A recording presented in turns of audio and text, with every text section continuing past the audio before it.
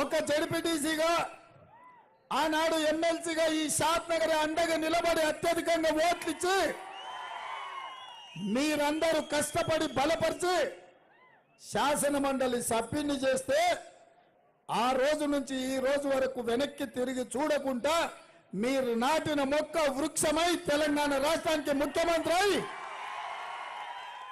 4 కోట్ల ప్రజల యొక్క బాధ్యత ఇవాళ మీ బిడ్డగా నేను తీసుకున్నా.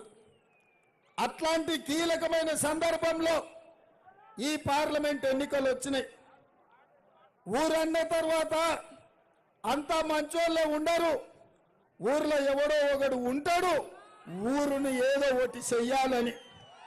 ఇవాళ గట్లనే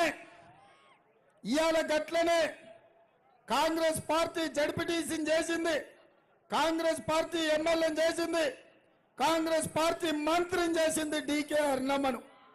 ఇవాళ డీకే అర్ణమ్మ పేరును ఎవరైనా గుర్తుపడుతుందంటే అది కాంగ్రెస్ పార్టీ కార్యకర్తల కష్టం, కాంగ్రెస్ పార్టీ కార్యకర్తల శ్రమ.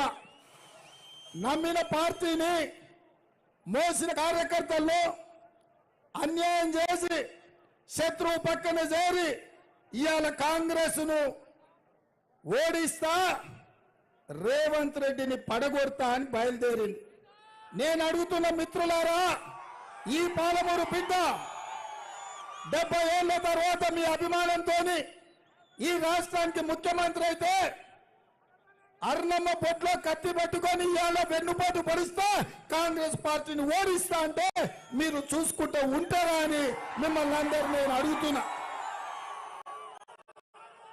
ఇవాళ నేను అనుకున్నా, రోజు ఈ జిల్లాలో నేను తిరుగుతూ ఈ పథకం కోసం, ఈ ప్రాజెక్టుల పూర్తి కోసం, నిరుద్యోగ యువకుల సమస్య కోసం, దళితుల కోసం, గిరిజనుల కోసం, బలహీన వర్గాల కోసం, మైనార్టీల కోసం, మహిళల కోసం రాత్రి పగళ్ళు అహర్నిశలు నేను కష్టపడుతుంటే ఇవాళ ఈ జిల్లాకు నరేంద్ర మోడీ భారత ప్రధాని వచ్చిండు. నేను అనుకున్నా 10 ఏళ్ళు ప్రధానమంత్రిగా మన ప్రాజెక్టులను పడావు పెట్టినందుకు పాలమూరు బిడ్డలకు క్షమాపణ